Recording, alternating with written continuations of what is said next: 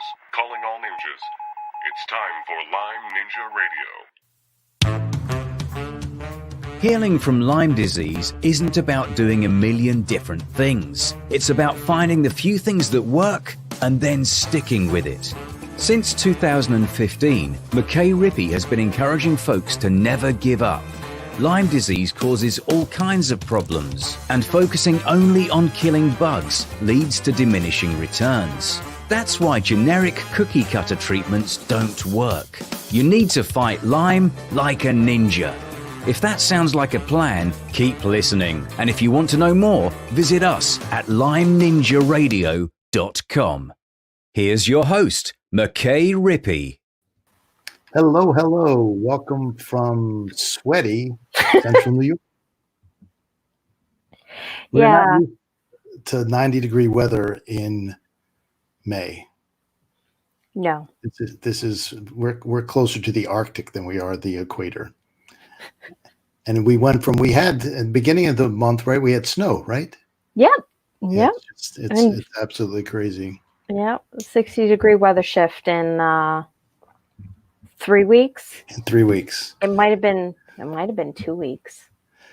I'm not So if we look a anymore. little bit red and sunburned on the camera, that's why we're hot, A, and B, that we got sunshine. That's the other thing that doesn't happen very often up here. Clear blue skies. Anyway, it's been beautiful. We should not complain about the weather. It's been awesome. Get outside, get a natural vitamin C, so we have enough to fight off the COVID and protect ourselves. Now, before we get started, I want to tell you a little story. So we had a guest, and I can't use his name even because things are so crazy where he practices medicine. He's a licensed healthcare practitioner in Australia. And it turns out that they can't even say the word Lyme down there. Literally can't. If they say they treat Lyme, if they acknowledge that Lyme exists or may exist down there, down under, that they can literally be sanctioned and their license become in jeopardy. So after talking about it for a little while, we decided we're going to talk around Lyme disease, talk about mold, talk about mycotoxins, talk about the chronic inflammatory response syndrome, CIRS. We just decided it was best if he just begged off. So in lieu of that, you all are stuck with me, which we're going to have some fun. And we're going to talk about emotions and chronic illness and how to deal with that.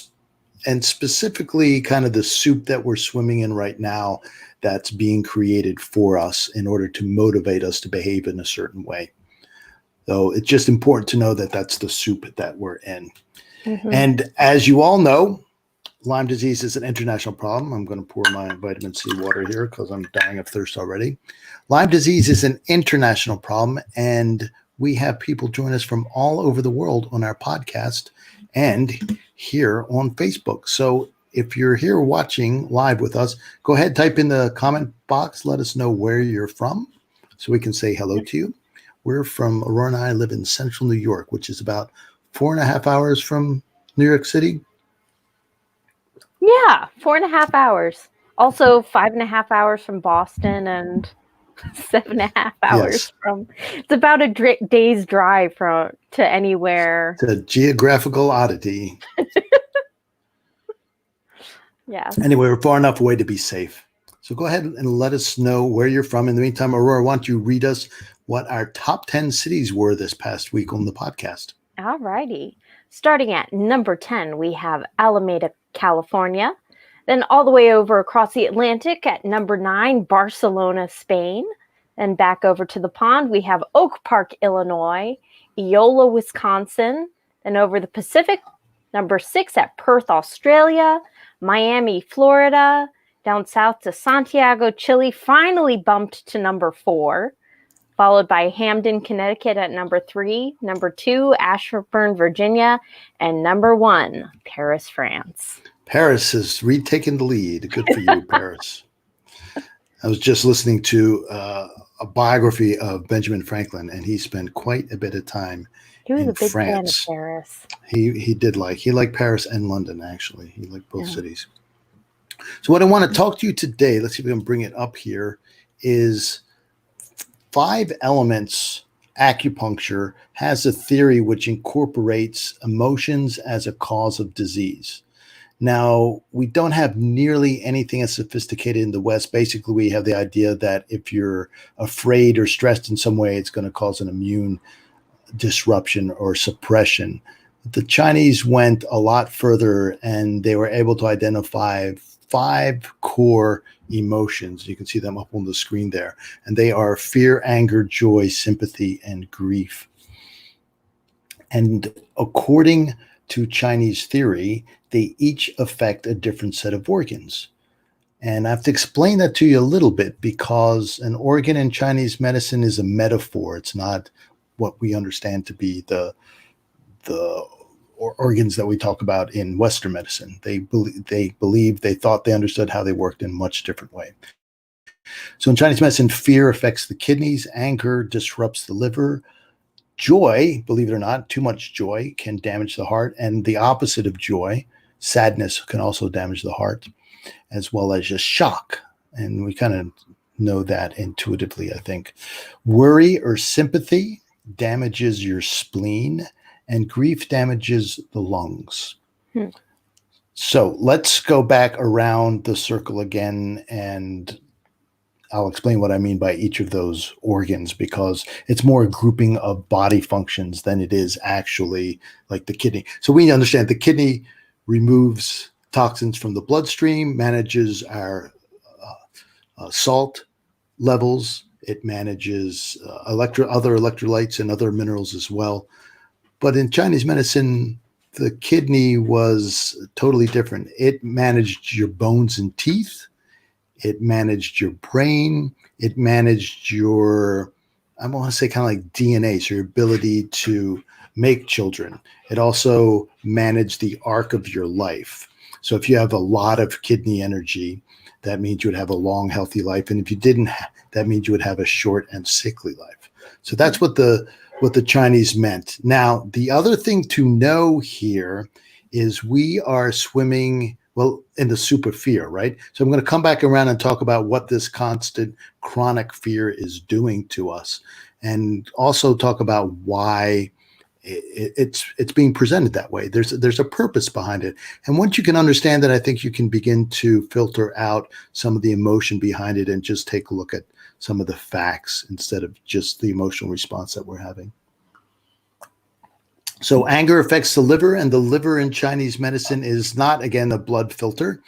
It is an organ that's in charge of your eyesight. It's in charge of your ability to make plans. It's in charge of your ability to initiate plans. It's in charge of your tendons and ligaments. And particularly Lyme disease affects the liver's brother in arms, or sister, if you will, the gallbladder.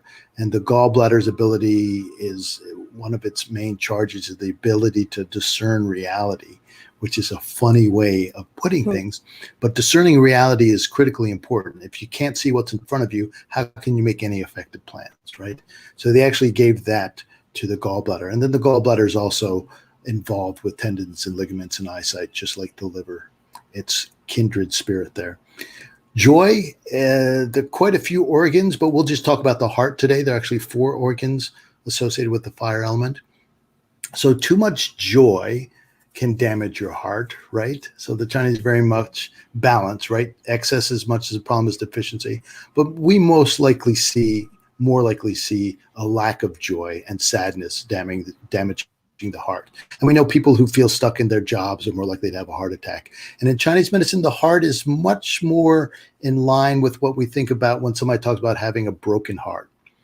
It's your personality. It is your purpose in life. It is the core of who you are. The heart was called the supreme controller in Chinese medicine. So it made sure everything else was being done properly at the proper time, in the proper manner. It didn't actually do anything. It just oversaw. Simply by its magnificent presence, everything else functioned properly. Okay, so that's joy and the heart. Sympathy and the spleen. The spleen's a funny organ. So really in Western medicine, we understand it as an immune organ. We also know that that's where insulin's produced. other things like that go around. But in Chinese medicine, it was the official in charge of transformation. So it turns your food into energy. Hmm. So without that, you get basically dirty fuel.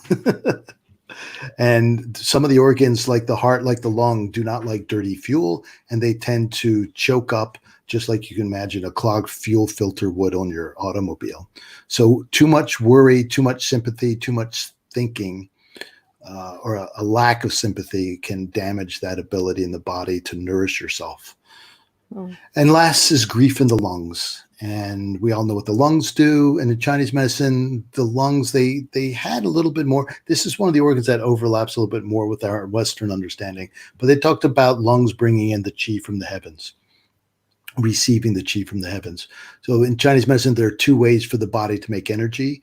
And in Western medicine, we think about the mitochondria generating the energy. And in Chinese medicine, it was the lungs and the spleen that generate energy. So the lungs generated energy from the air that we saw. And my personal opinion is that it also has to do with being outside in the sun. So we also do get quite a bit of nutritional input, if you will, Aurora, Yeah. from the sunshine, from being outside. And Well, there's also, let me finish and then I'll let you ask your question or comment. So there's also just the psychological, like we had this brilliant blue sky today, and there's quite a bit of studies that are saying that the color green of and the grass and the newly leaved trees and the blue sky is psychologically very important. So I would include that as part of the lungs purview. I'm sorry, what were you going to say? Yeah.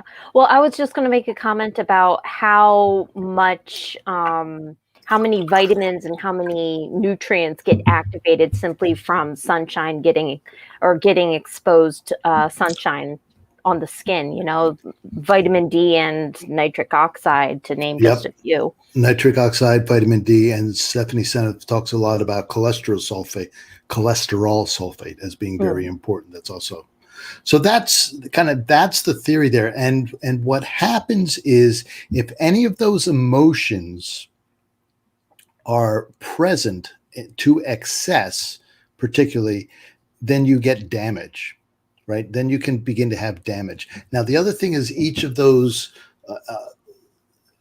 emotions, each of those elements is corresponding with the season, with the type of time of year it is. So there can be a multiplier effect. So let's talk a little bit about fear. And where I want to start off with is in the world of public health, one of the things that they understand very much, that if they can't motivate patients, I'm going to say patients, people, the public, to take action, then all the good advice in the world isn't going to help. So they spend a lot of time thinking about and scheming about ways to motivate the population to take the actions that they think they should be taking. And in some cases, it's fairly simple thing. And, we can argue about whether it's a good thing or not. Something like putting fluoride in the water, right? Mm-hmm. Something like fortifying bread, like putting iron in Cheerios. And we've all seen the video where they put the Cheerios in a blender and then a magnet and see all the little iron filings come out of it. But that's, those are kind of simple public health things. The other thing they'll do, and my wife was involved with this when she worked at the Johns Hopkins School of Public Health, which is now the Bloomberg School of Public Health, because he donated how many million? Do you remember how many? Tens of millions of dollars for it. But anyway, they also will inject messages into TV shows. Way back when, if you remember the show ER, they worked very hard to get public health messages embedded actually into the show itself. And then they would have a news segment. So ER was an hour-long show. It came on at 10 o'clock. Then there's the 11 o'clock news. And they created these follow-up interviews with the experts at Hopkins to explain what was being said inside the TV show. And so there's lots of ways these public health officials spend lots of time informing us and thinking about how to motivate us. Now, the media understands their role in this. And so does Facebook, and so does Twitter, and so does Google. And that's why you hear statements like the CEO of YouTube saying, we're not going to let any message percolate through our system that defies what the WHO says, right? The World Health Organization. And that's because they want the messaging to be consistent. They understand their role that they're playing. Now, the problem is, I think for the first time, that the public health officials have been so successful in motivating us through fear, right? Through fear to take actions, that we're also now going to be suffering from this overload of fear. So there's a consequence to it. So one way to kind of get out of fear is to understand what you're afraid of. And you can see that in videos with people who are being, what is it called, Aurora? It's like conditioned. Do you know what that's called? It's like when somebody's afraid of spiders and they move slowly. Oh yeah, deconditioning. Yeah, desensitization. Yeah, that's where you go. Desensitizing. Thank you. Yeah. And if you can desensitize yourself, you can receive the message that they're trying to give you, and decide what makes best sense for you without the emotional content. The reason the fear is put in there is to motivate the entire public as much as they can to take action. And they have done that in spades. And I'm really concerned that I'm going to see in the next 6 to 18 months, many people come into my office sick because they've been scared literally for 3, 4, 5, depending on how long this goes on, right? Yeah. And that's why there's such a, there's the natural tendency of news too to bear bad news, right? When did you see, if it bleeds, it leads kind of thing, the old joke. But that's one reason why it's a natural fit with media. That's something they want to do anyway. But they also understand their role as promoting these public health messages from the experts. But they don't look at the second order effects of, okay, what's, for example, if a hurricane's coming or a tornado's coming, they want to scare you so you get underground and get to safety. But that only lasts a couple hours, right? This is going on for months. This is the first time they've had to scare us literally for months, right? To keep us motivated to do the right thing, to wear masks, to socially distance, and the other things to stay at home, right? And the other interesting thing is they've borrowed the quarantine phrase. So quarantine used to be, it's an Italian phrase, and they used to make the ships during the plague sit out at sea for 40 days before they allowed them to come into dock. So they'd come into the harbor and they had to sit there for 40 days. After that, the quarantine is over. So quarantine, quattro, meaning 4, right? So 4 times 10, 40 days before they were allowed in. And at that point, they figured any disease on the ship would have worked its way through, and then the people on the ship were safe to let inland. But for the first time, the quarantine is actually flipped around, right? So we're actually under house arrest. I mean, this is unprecedented, I believe. There's been nothing like it. We've often quarantined sick people, but we've never really told the healthy that you must stay inside. I mean, there have been the polio epidemics when so many children were dying. There was the Hong Kong flu during the 60s, the summer of Woodstock. There was the Spanish flu. And none of those cases I think in the Spanish flu, actually, people started staying inside because they were scared. But there's no government edict saying you must stay inside, right? It's basically house arrest. Mm-hmm. And I'm not going to argue whether that's a good thing or not. But in order to motivate you to do that and not break the law, what's happened is they have scared the bejesus out of you, right? They've scared you tremendously. And fear, as one of my teachers say, is a great motivator. And so what we're going to see with this is diseases associated with excess fear. All right, Rusty, it's okay. Rusty the dog is growling at the farmers chopping their hay. We have such good weather. They're out getting their first cutting already in May. So that's what I wanted to say. It's that the emotional part of this then also, so imagine this is also happening on top of your Lyme disease, right? So there's fear with Lyme disease. Will I ever get better again? There's anger with Lyme disease. My doctor's not treating me with respect. The government has done this to me. The CDC, those jerks, why can't we get a good treatment? Things like that. There's a total lack of joy. It's no fun being sick for years or sometimes even decades, right? Even months. It's no fun being sick that long, right? And there's a lack of sympathy, right? We don't have time to take care of ourselves. We forget about that. We get overwhelmed, right? We don't get enough sympathy from the outside. People don't understand, and that becomes very painful as well. And then there's grief. My good friend Erin Murphy talks about this a lot. She talks about the grief of losing your way of life, right? Who you used to be. And Lyme disease just rips that totally away from you. And it's brutal. So all these emotions have physical consequences, right? And the trick is, can we step outside of the emotional component of these events and allow them to pass through us and over us, and so we can move on? Because an emotion is not something that's meant to be held in place for months and months and months like we are now. So that's why I wanted to bring up. Aurora, do you have any questions, intelligent questions, so that I can stop ranting and raving here? Sure.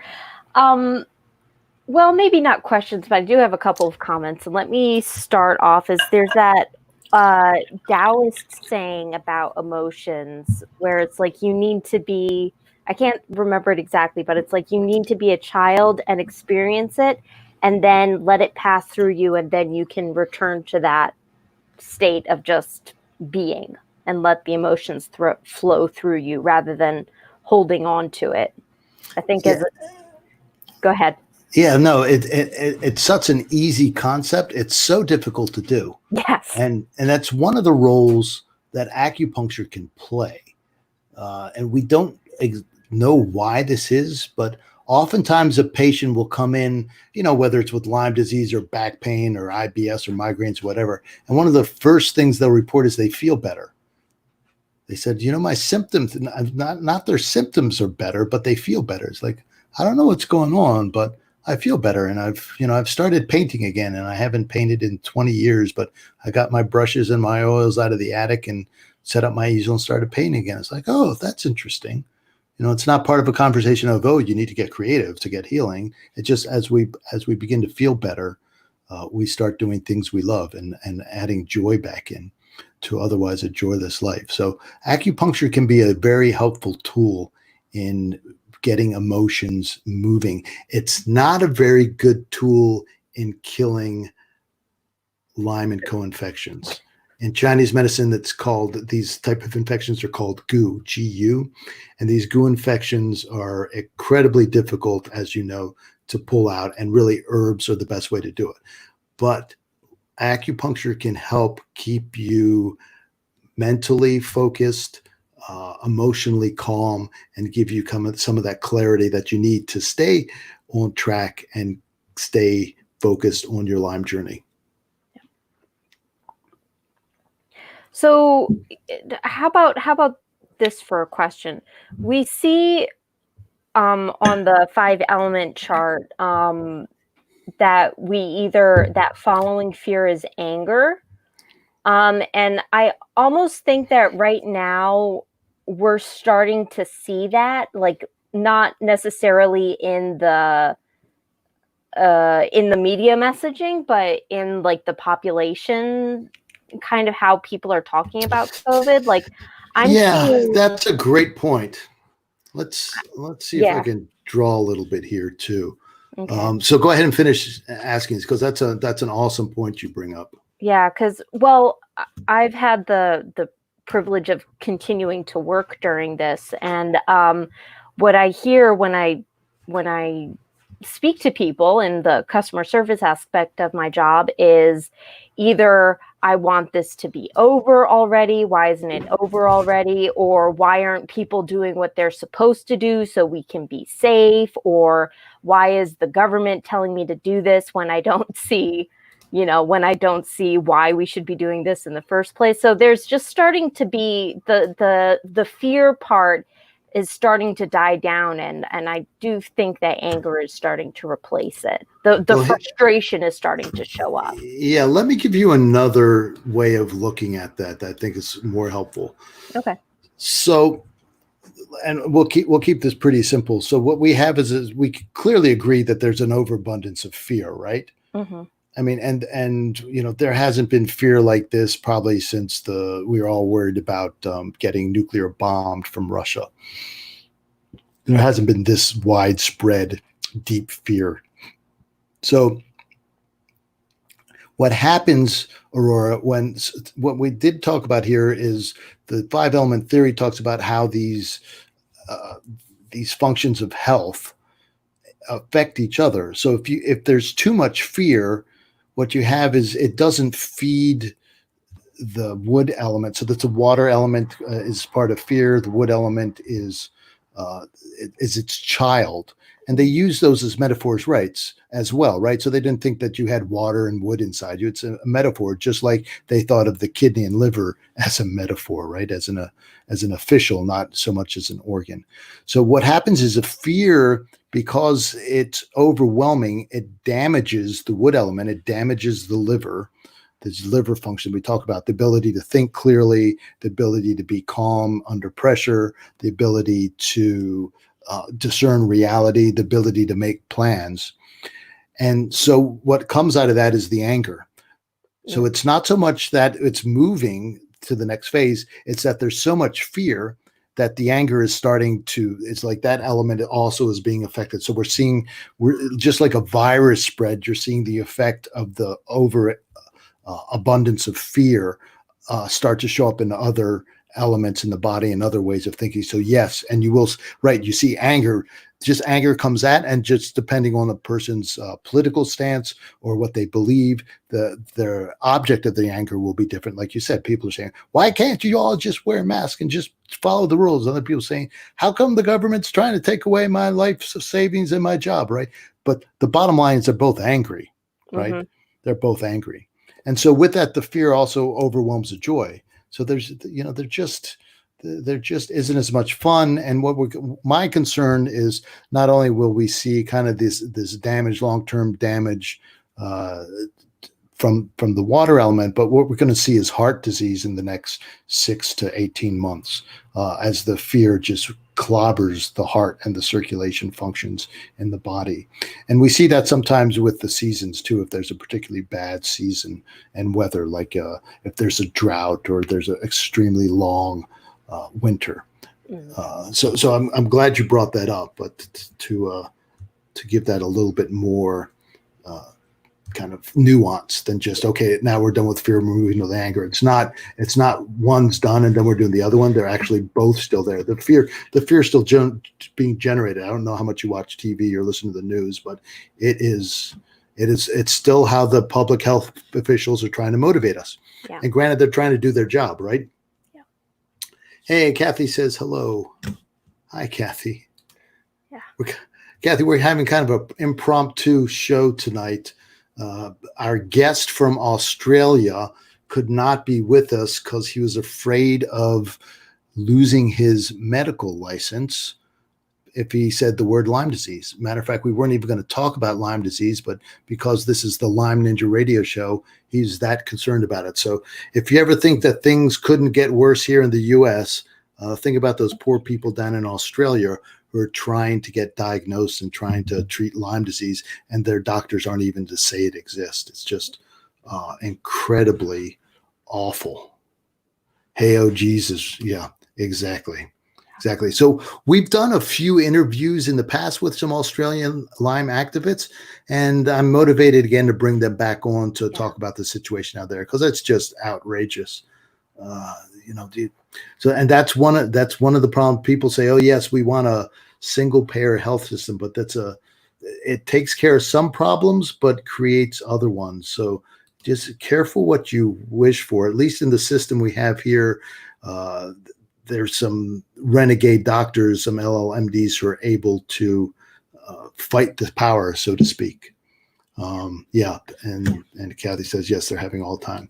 So that's about all I have tonight. I know it's kind of a quick show. Roy, if you have another question, or is anybody else who's listening in have a question about how to deal with emotions, I will make one kind of closing statement about my thoughts about how to deal with emotions. But in the meantime, if you have a question, go ahead, type it in the comment box and let us know. So emotions are a reflex. They have a purpose. They're designed to keep us alive primarily, and then secondarily allow us to procreate and have children, and then shuffle off the stage after our turn is done. But that's the main reason, right? They help us remember things. It's kind of the function of one of the main functions of an emotion. And it's one of the things that happens as we get older is things aren't as novel, that we don't have as strong emotions attached with events. So we don't remember stuff as much because it just doesn't impact us as much. You know, we all remember the first kiss. We all remember that time we were scared out of our mind where we had a car accident or almost had a car accident. We all remember the first time driving, something scary like that. We all remember the peak experiences we've had in our life because they're strong, strong emotions. You know, for you mothers, the first time you held your baby, fathers, same thing. We remember our grandchildren. We remember those things, and that's the purpose of it. Also, the purpose of emotions is to get us out of danger in a hurry. So that's fear. To help us fight off an enemy would be anger, things like that, right? But the design of an emotion is going to be like a thunderstorm. It's supposed to hit and then dissipate quickly. Unfortunately, we humans have a brain. So if you watch an animal have an emotion, they'll have their emotion and then they're done with it. And then 2 minutes later, it's like nothing ever happened because their brain isn't cataloging and worrying about it. We've got this higher function, this cortex, that starts either trying to figure out how never to happen again. I never want to feel that again, or how to grasp it and say, wow, let's do that one again. And the more we grasp or resist an emotion, we give it energy and it sticks in place. And that's where we get into trouble. So an emotion is literally like a reflex, like doctor hits your knee with a hammer, your leg goes up in the air. That's what emotion's designed to do. Lickety-split, as easy as you like it, comes and goes. But because we get all wrapped up in our thoughts about the emotions, then that's what gets us in trouble. And that's what the Taoist saying was trying to, that you were quoting as trying to convey, that children are like dogs, right? You can have a kid screaming 2 minutes later, you give them a lollipop and all of a sudden it's gone. Like, wow, bribery works. Yep. And Kathy says, if we don't express our emotions, we get struck. That's the other thing. So as we evolve into living in communities larger than our immediate family, we also develop the ability to not express an emotion, right? That's part of the terrible twos. And as a child growing up, we learned that we just can't let it all hang out, right? Life isn't one big, long Jerry Springer show. If probably do you know who Jerry Springer is? I don't know what Jerry Springer is.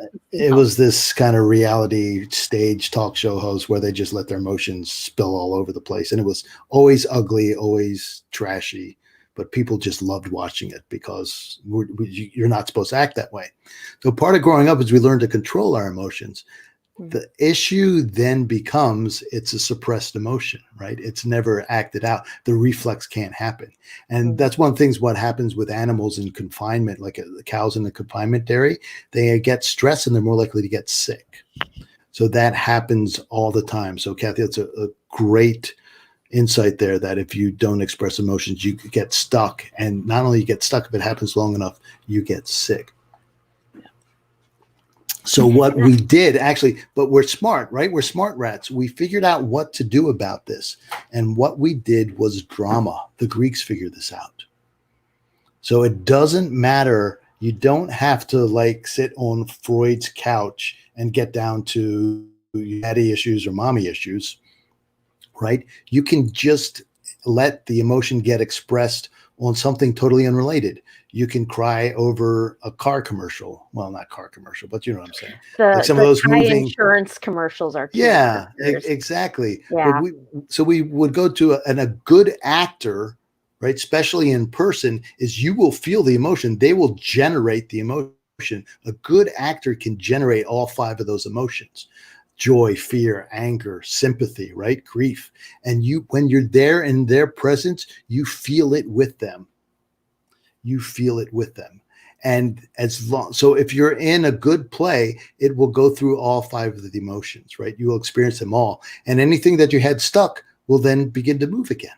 It's really ingenious, except we don't do that much anymore, right? We watch superhero video game type of movies where they're not as nuanced, right? We don't get as emotionally charged up about that. So that's kind of where we are. So one of the things I do recommend for my patients from time to time is go see a good play in a local theater, and let those emotions go and move through you again. And of course, we were talking about earlier, acupuncture is also awesome for moving stuck emotions. Yes, yeah, I was gonna say. Absolutely. Yeah, I was gonna say, seeing people go through your practice. One of the first things that'll happen in their acupuncture treatment is they'll just cry, possibly for the first time in a really long time. That's when you do your job well, that's one of the things that really happens, is you can get at this long-standing sadness or whatever emotion that they had stuck. Tears. Exactly. Tears are interesting because you can have tears of sadness, you can have tears of joy, you can have tears of grief, you can have tears of anger. So tears, we associate them with particular type of emotion, but often the actual emotion behind the tears, it's more like you said, the release and the beginning of the flow of the emotions again, and it's just the body just relaxes. It's like, oh my God, it's coming out for the first time, and all that pressure that's been built up, it comes out there. Yes, in Reiki. So Kathy also brings up in Reiki, yes, that anything, it can happen. You talk to massage therapists, they've had massage therapy sessions. Well, somebody starts, they work on their calf and all of a sudden somebody starts bawling. It's like, what is that all about? And sometimes a person knows and remembers an injury or an insult or something like that. And sometimes it's just, I don't know, it's just release. It's just a somatic release. And these things happen. These things, it's real. I guess the bottom line here, Aurora, is the emotional. In the West, we have kind of, in order to deal with emotions, you have to talk about it and talk about the emotions. And that's how we deal with it. Or you go on a medication to suppress the emotions. There's a whole nother level. It's like the emotions only happen in a human being, right? We're talking about human emotions here. And they come in a body. Humans have bodies. So you can't just pull out the emotions, pull out the mental aspect of things. There's always a physical aspect to it. If you don't believe me, go dance and try to stay grumpy while you're dancing, right? You can't do it, right? Yeah. It's almost impossible. Your body can inform your mind. Similarly, we know when we can see somebody's emotions when it's being affected. You look at somebody well. It's like, are you okay? And even if they're trying to hide it and they lied to you, it's like something's wrong, right? It's reflected through their eyes. It's reflected through their body. So it's a two-way street. I think that's the best way of. We'll end that here. Is that Antonio Damasio? There's a wonderful book called Descartes' Error, and his main thesis in the book is that emotions and the mental part of things are a two-way street. We think of so much over mind, over our bodies, right? Especially with Lyme disease, I have to get mentally strong, I have to be a Lyme warrior so I can, push my body through this. But we forget that every single thought, every little bit of information that goes into our brain comes through our body first, right? It's a two-way street. So it's important to take care of your body, to pamper yourself a little bit, to feel good, and to go ahead and honor that.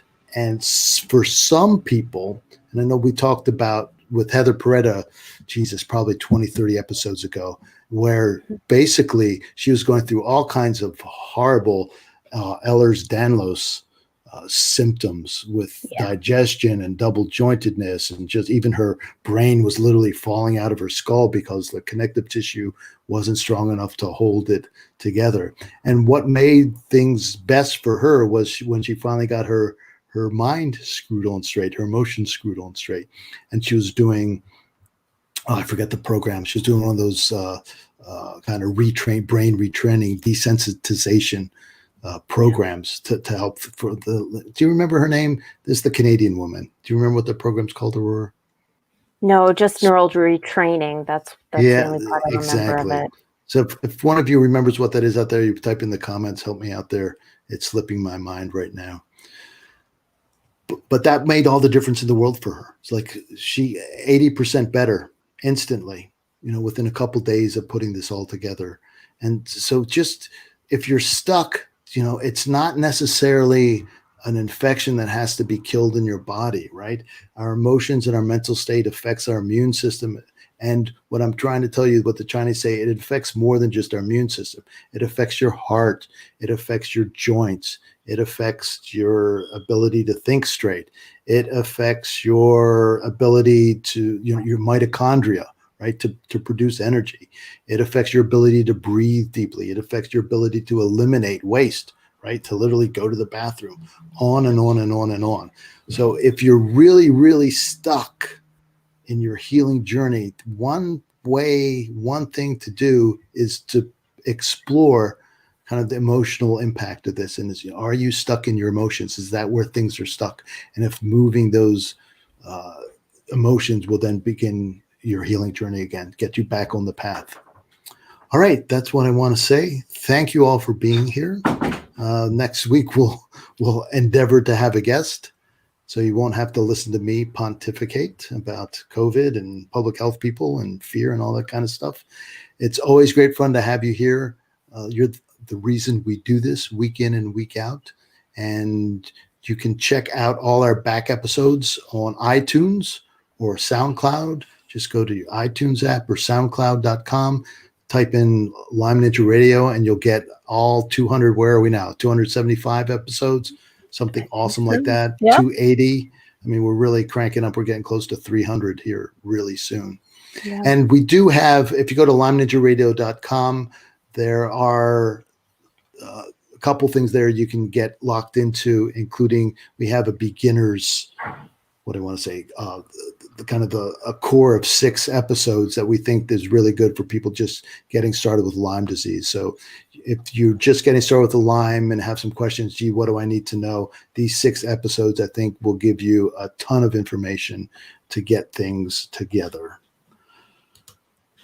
Kathy, thank you.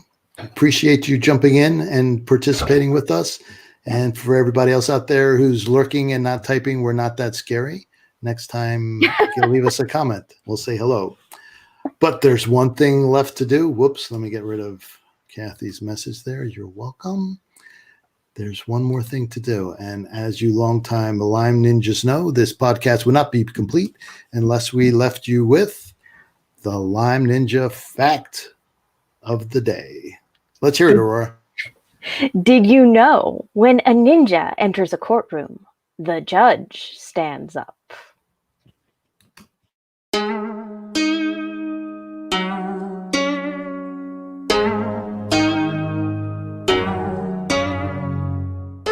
Lyme Ninja Radio is a purely public broadcast and is not intended to be personalized medical advice for any individual's specific situation. Each individual's medical situation is unique, and Lyme Ninja Radio should not be relied upon and or considered as personalized medical advice. Lyme Ninja Radio is not licensed to render medical advice and should be considered simply the public opinion of Lyme Ninja Radio and its guests. Recommendations on specific treatment options are not intended to address any listener's particular medical situation. As always, contact your physician before considering any new treatment.